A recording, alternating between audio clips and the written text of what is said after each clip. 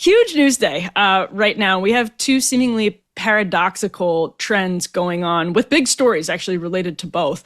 If you're an evangelical woman, millennial, like us, Allie Beth, the Jen Hatmaker news, we can put this up on the screen, is not at all surprising, but is somewhat significant as a mile marker. This was the headline of related to Jen Hatmaker this week. It was, quote, "Why this Christian influencer no longer goes to church." That's the Time magazine headline about Jen Hatmaker. But on the other hand, we have Christian musicians like, of course, Forrest Frank, who you've talked a lot about, charting on Billboard. Pew recently found the decline in Christianity here in the U.S. had slowed down for the first time in a very long time. And we've seen conversations like this one that Tucker Carlson had with Michael Knowles, actually today, it broadcast a few hours ago, where they had a conversation that I want to play for you now, Allie Beth, and get your thoughts on afterwards. So let's roll SOT 2. If I live my life on this little portal to hell that's in my pocket, it is a portal to hell. All day long, I'm sitting exactly there. Where it goes. If that's where I live in my own perception, then my body really doesn't matter that much, does it? My instinct has been for the last few years that physical reality does really matter, even as I feel like I've had a heightened spiritual awareness and the dead certain knowledge that there is a spiritual, an unseen realm that is acting on us all the time, and that's as real as anything. Like everyone's becoming Catholic now. You've noticed this strange phenomenon? Yes. I think this is a big reason why.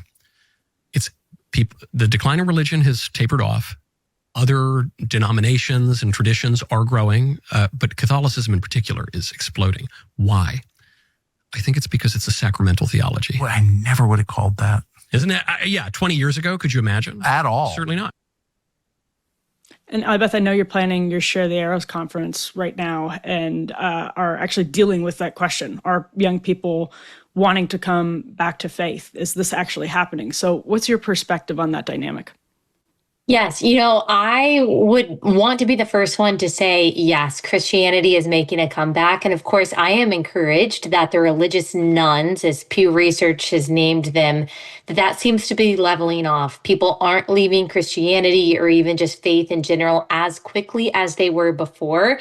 But I also want to be realistic about this. I can be excited about Christian artists, topping the charts, and I can be excited about what seems like a resurgence in enthusiasm about the sacred.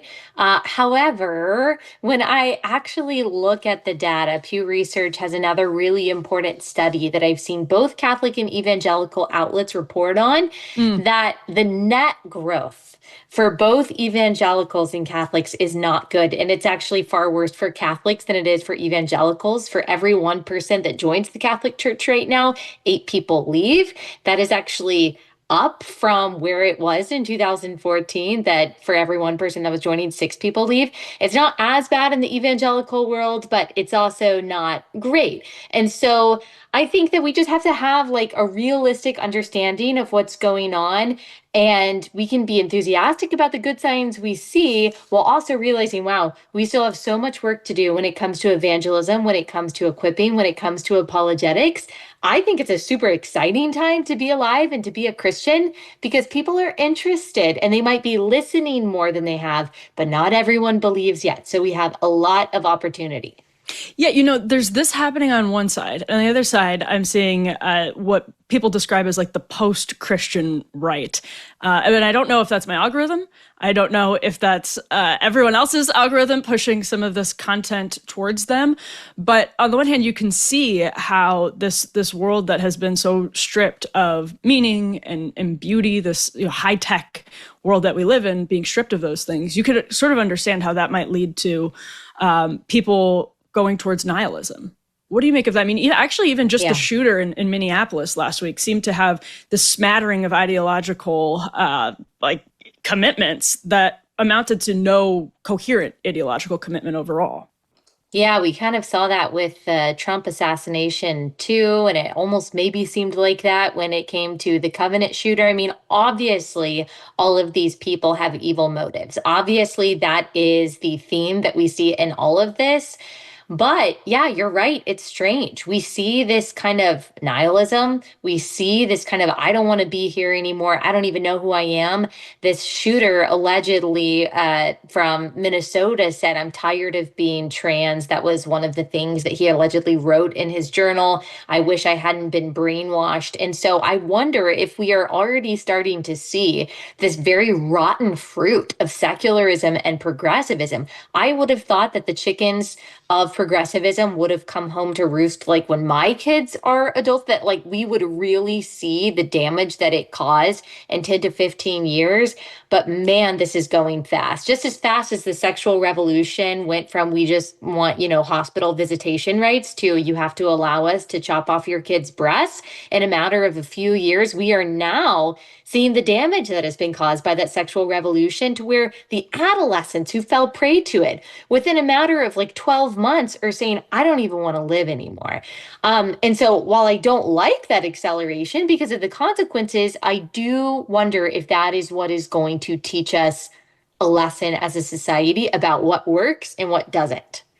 Okay, so that actually seems to me to be a very deep observation, that as technology accelerates, and people like Brett Weinstein have called this hyper-novelty.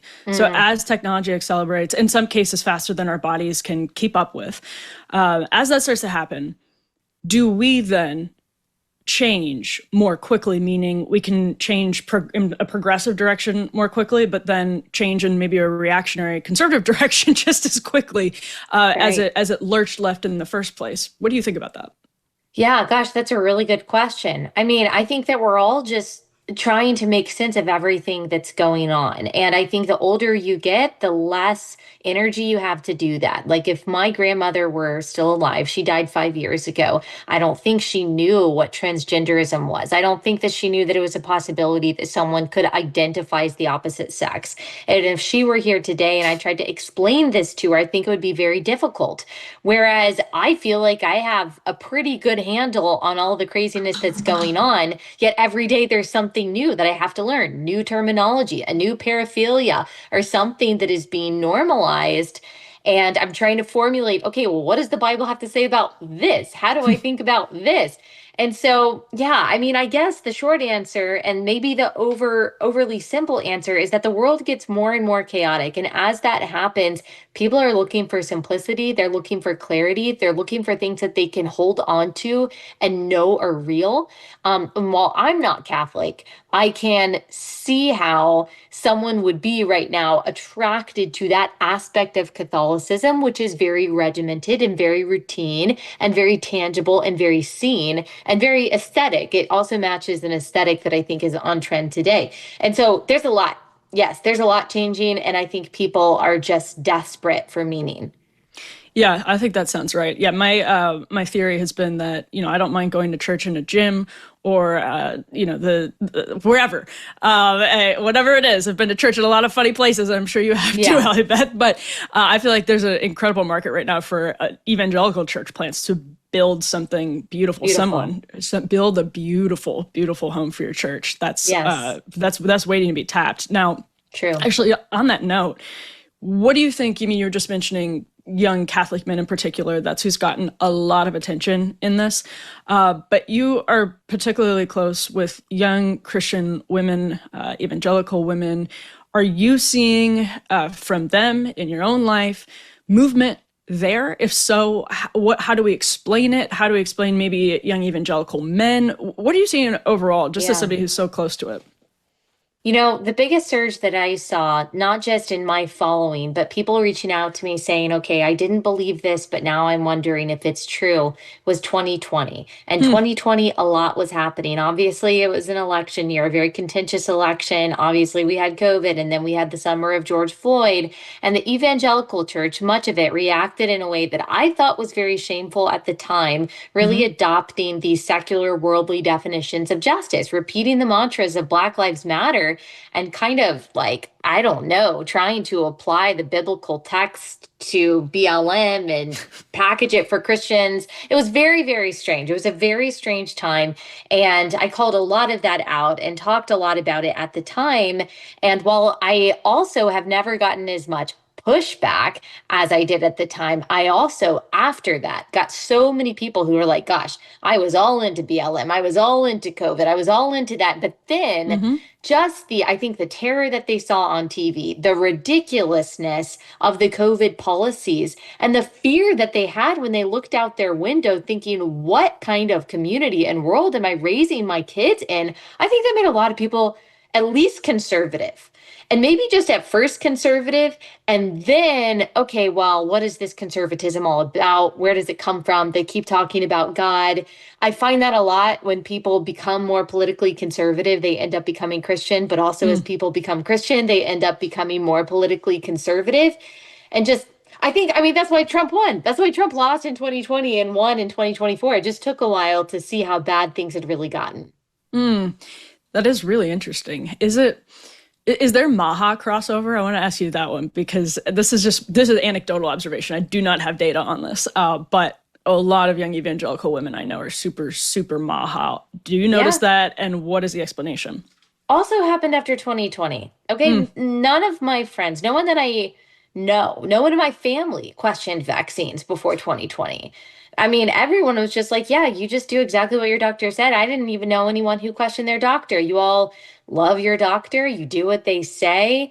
And I mean, I'm sure that there were plenty of people before that who were crunchy, hippie, and didn't trust Western medicine, and for good reason, but they were kind of seen as an outlier. I remember I had like a vaccine skeptical doctor on my show at the time, and I was like so nervous because it was a really big deal to have a doctor on who was like, well, maybe you shouldn't be following the vaccine schedule.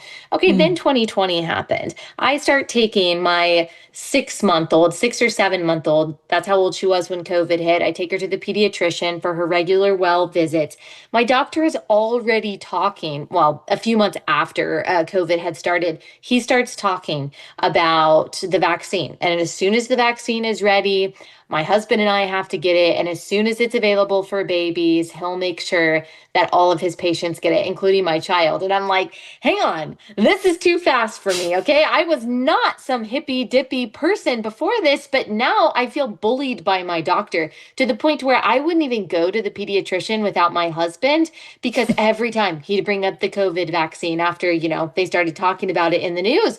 And I was like, I can't do this. And then we stayed there for a little bit. He started talking about, okay, as soon as she turns 2, she needs to start wearing a mask. And I'm like, I'm starting to question everything.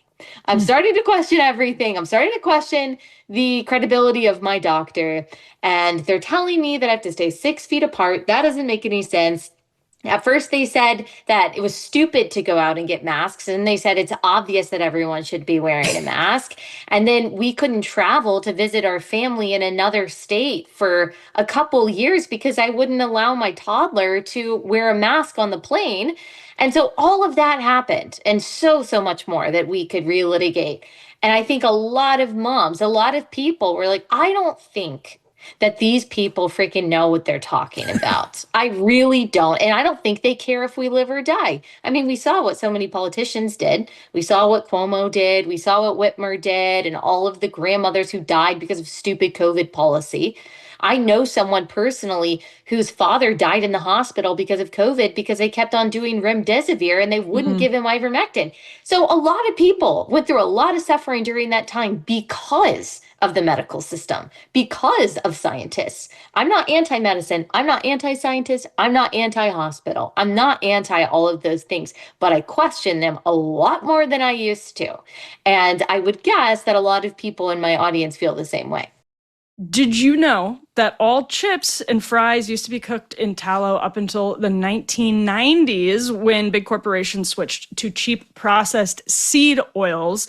Today, seed oils actually make up 20% of the average American's daily calories, 20%. And recent studies have linked seed oils to metabolic health issues and inflammation in the body. But Masa decided to do something about it. They created a tasty and delicious tortilla chip with just 3 ingredients and no seed oils. If you buy a bag of these chips and you look on on the back. It's right there. I couldn't believe my eyes the first time I saw it. Truly 3 ingredients: corn, sea salt, and 100% grass-fed beef tallow. And it's delicious. They taste incredible. Masa is crunchier, tastier, and sturdier than other chips, leaves you light, satisfied, and energetic with no crash, bloat, or gross, sluggish feeling afterwards. The beef tallow makes the chips much more satiating. Really, it does. So you won't find yourself uncontrollably binging and still feeling hungry afterwards. Personally, I actually can't choose my favorite flavor of the Masa chips. I really like the churro flavor. I really like the lime flavor, but I also just really like the regular flavor. And I do buy these because I really do love them. They're so good. I brought them on a recent trip with my parents. They're delicious. So if you're ready to give Masa a try, go to masachips.com/afterparty and use code afterparty for 25% off your first order. That's masachips.com/afterparty and code afterparty for 25% off your first order. Great deal. And if you feel like ordering online, that is fine. Starting in October, Masa is actually going to be available nationwide at your local Sprouts supermarket. So stop by and pick up a bag before they're gone.